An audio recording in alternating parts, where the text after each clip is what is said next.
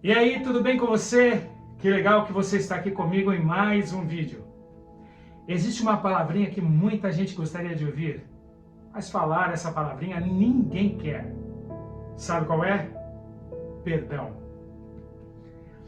E sabe por que não gostamos de falar essa palavrinha? Porque nós sempre achamos que estamos com a razão de tudo. Nunca o outro tem a razão. Mas já parou para pensar que perdoar não está ligado a você ter a razão, e sim ao porquê você foi perdoado? Antes de falarmos desse assunto, vocês viram? O último vídeo deu o que falar lá no meu canal. Foi tanta gente entrando no canal e deixando suas opiniões que eu nem consegui responder para todo mundo. O que você está esperando? Vai lá no meu canal e se inscreve, assista os meus vídeos. Deixe os seus comentários que na medida do possível eu vou responder, tá? Compartilhe o vídeo com seus amigos, seja uma bênção para os seus seguidores. Com certeza muitos deles precisam ouvir falar de Jesus. Você pode ajudar. Mas e aí? Você tem falado essa palavrinha fora de moda? Perdão? Hoje nós vamos falar sobre isso. A morte do perdão. Abra sua Bíblia ou ligue a sua Bíblia e vamos ler juntos o que está escrito em Gênesis 45, nos versículos 1 e 2. A palavra de Deus diz o seguinte: a essa altura, José, do Egito, já não podia mais conter-se diante de todos os que estavam ali e gritou: façam sair a todos. Assim, ninguém mais estava presente quando José se revelou a seus irmãos.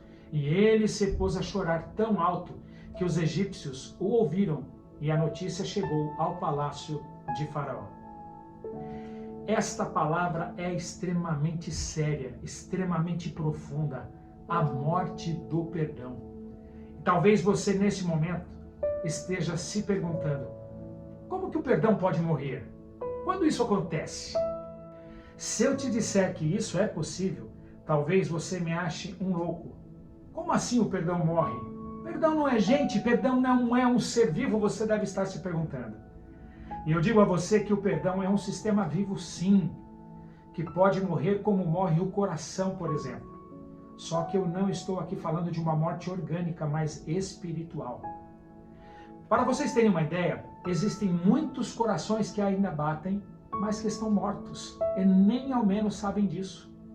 Suas palavras são carregadas de morte, seus relacionamentos são os piores possíveis. A sua vida é uma mentira e suas atitudes refletem aquilo que elas se tornaram completamente vazias. Há muita gente com aparência de vida, mas que por dentro já morreram há muito tempo. Existem coisas que podem fazer o nosso coração morrer, mesmo com ele ainda batendo dentro do peito. E a principal delas é a falta de perdão. Essa palavrinha ou a falta dela levam à morte milhões e milhões de pessoas todos os dias.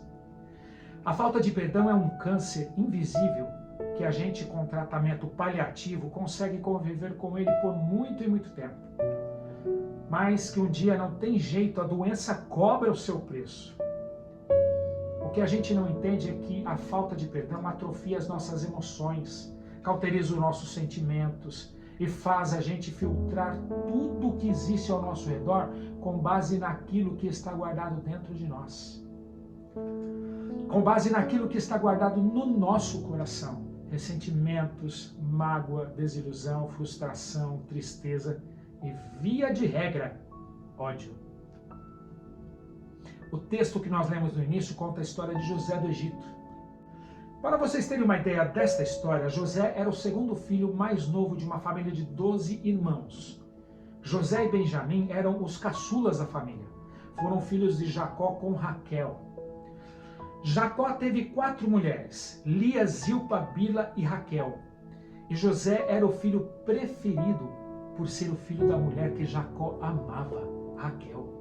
José recebia sonhos da parte de Deus, que lhe revelava aquilo que aconteceria no futuro.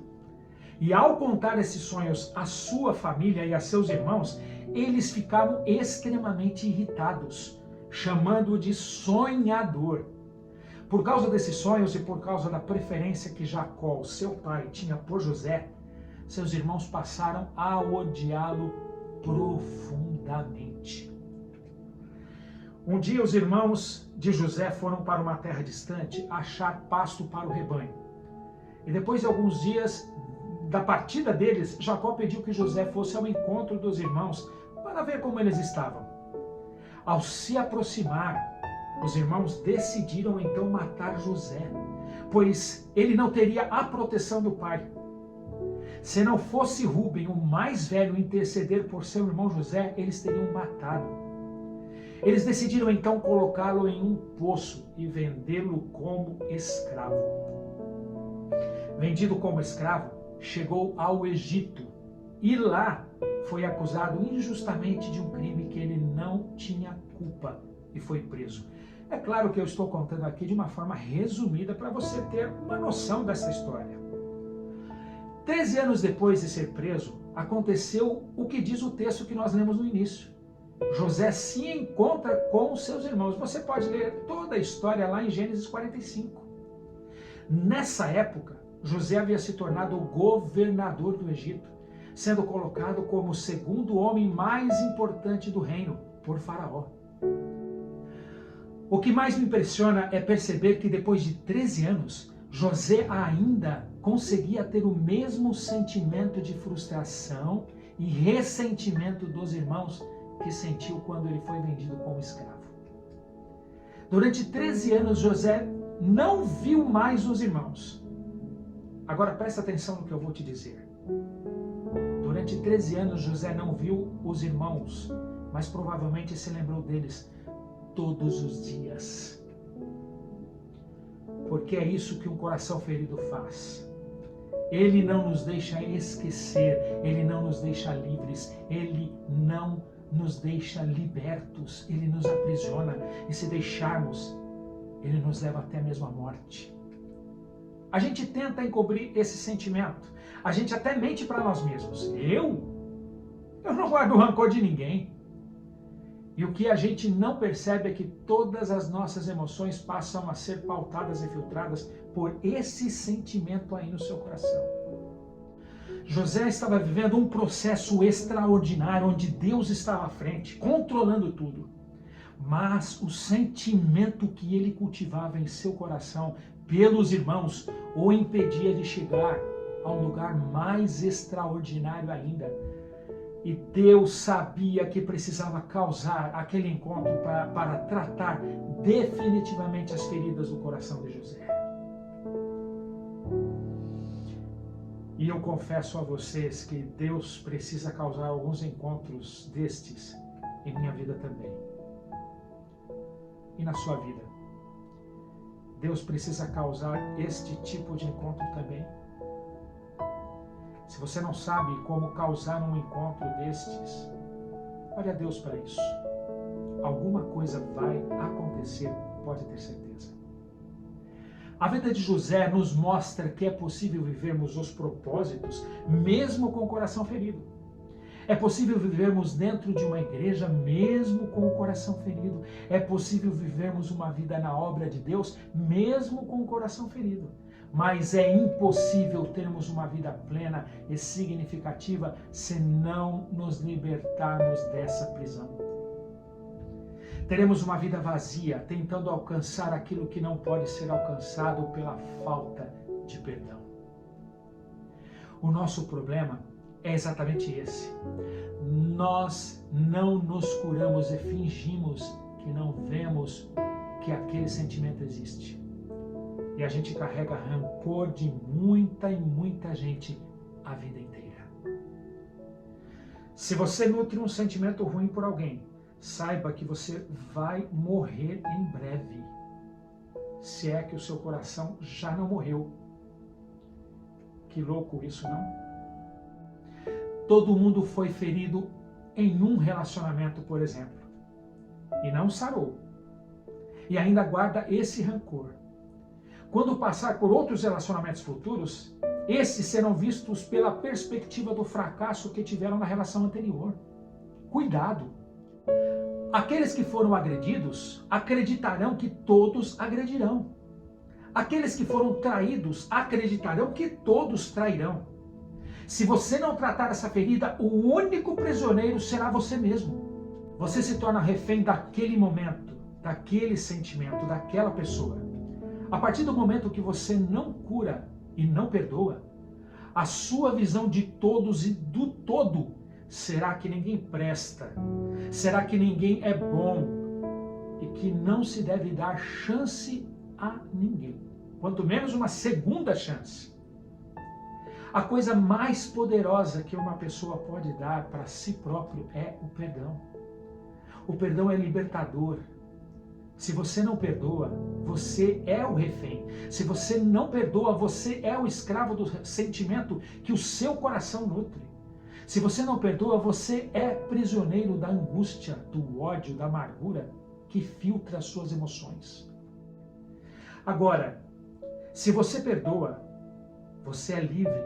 E José, mesmo tendo nutrido por seus irmãos aqueles sentimentos por 13 longos anos, sabia que se ele não perdoasse, ele continuaria sendo prisioneiro, só que em uma prisão diferente da que ele estava. Seria prisioneiro de suas mágoas e seus ressentimentos. Tem gente que consegue viver com esses sentimentos e ressentimentos a vida inteira. José viveu 13 anos com o fantasma dos irmãos o traindo e o vendendo como escravo. Isso não saía da cabeça dele por 13 longos anos.